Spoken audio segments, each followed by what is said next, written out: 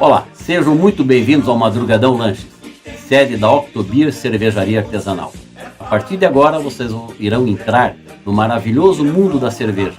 Irão conhecer os processos, os insumos e a forma de como se produzir este líquido precioso chamado cerveja.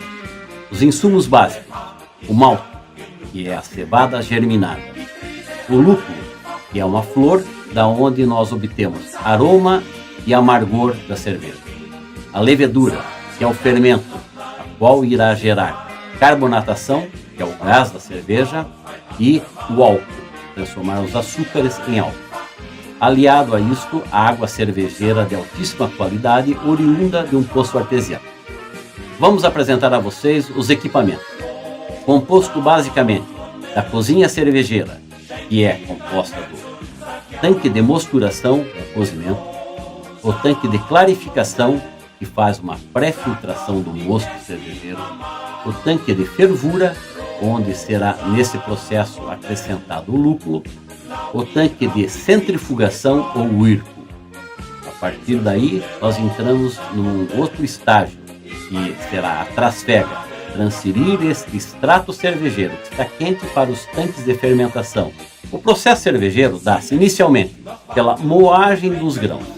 Quando nós falamos moagem dos grãos de malte, não significa que vamos transformar esse grão em farinha, e sim apenas quebrar. É um moinho cervejeiro próprio para isso, onde os grãos são quebrados. Não pode ser transformado em farinha.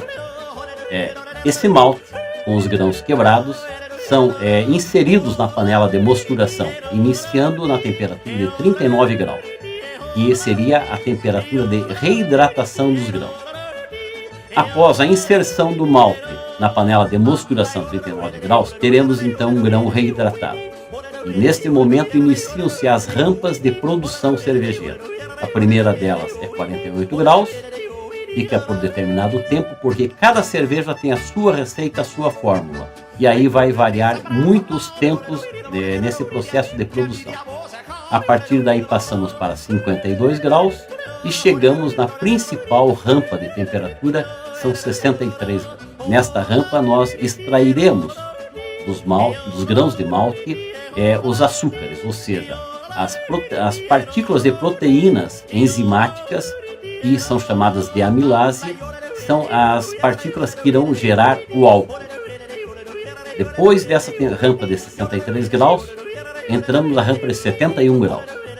Nesta rampa nós continuaremos extraindo ainda outras enzimas de açúcares, e essas enzimas irão se transformar na carbonatação, ou seja, no gás da cerveja.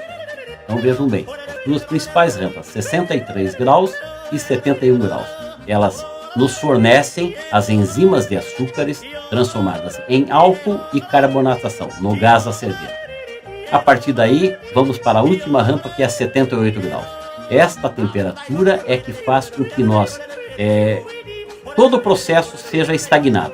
Esta temperatura faz com que todas as rampas anteriores sejam adormecidas, e as enzimas e açúcares coletadas entram num estágio de inércia. A partir daí, vamos entrar no segundo processo, que é o processo de clarificação. Todo este mosto cervejeiro, ou seja, a água cervejeira que cozinhou os grãos, serão transferidos para a panela de clarificação. Essa é a panela que irá fazer uma pré-filtração, ou seja, separar do líquido do extrato cervejeiro os grãos. Os grãos ficam nessa panela e o extrato cervejeiro é transferido então para a panela de fervura. Durante esse processo são feitos pelo menos 3 rinçagens. Significa inserir água a uma temperatura de 78 graus para continuar extraindo dos grãos do malte todas as células de enzimas de açúcares que estão presentes nesse processo. Após completarmos o tanque de fervura, chegando a 1.100 litros, iniciamos então o terceiro estágio. A fervura ela se dá em torno de 101 graus. Como eu falei anteriormente, cada estilo de cerveja tem o seu tempo, tanto na parte de mosturação quanto na parte de fervura. A cerveja Pilsen, que é a mais conhecida, tem uma fervura média de 70 minutos, onde esses 70 minutos serão divididos em 3 rampas de tempo. Continuando os processos de produção, iremos entrar agora, após terminada a fervura, no processo do IRPO, ou seja, a centrifugação. Nós iremos transferir o extrato cervejeiro que está na panela de fervura, em torno de 100 graus, para um tanque onde será feito um processo chamado centrifugação.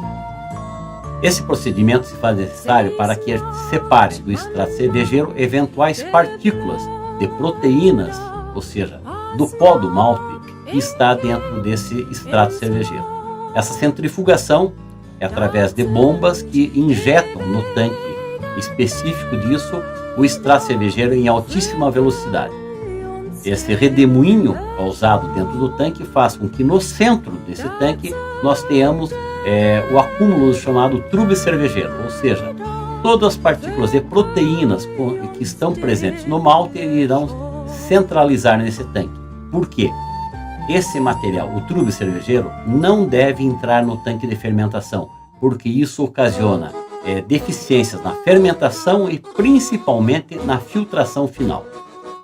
Dando continuidade a esse ponto, após o descanso, normalmente em 30 minutos, que o extrato cervejeiro precisa repousar dentro do tanque de centrifugação, ele será transferido para os tanques de fermentação. Esse processo é chamado de trasfega.